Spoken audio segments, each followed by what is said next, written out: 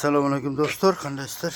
Bizden ko'pchilik bu travertin qilganda pasini qanday qildinglar deb hozir video yuklesak shuni so'rashibdir.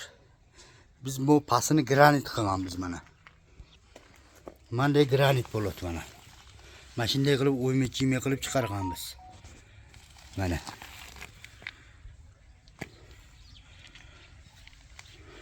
O'zbekistonlik bolalar chiqargan. Mana ichiga moni qo'yib olgandan keyin beton qo'yib chiqadi bunday qilib. Bilmaganlarga, ko'rmaganlarga ko'rsatib aytib o't deganiga aytib o'tdim mana.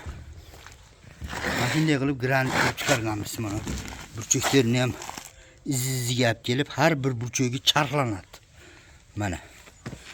Charxda charxlanib keyin qilinadi do'stlar.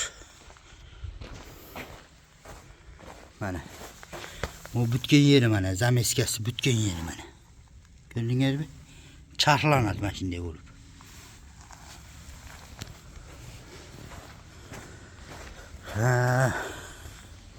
Üstü kirişkesi var. Şu kirişke ham charxlanib qo'yiladi mana. Neydi? Qo'yilganini ko'rsatib o'tayin sizlarga. Mana. Ko'rdingizmi? Mana.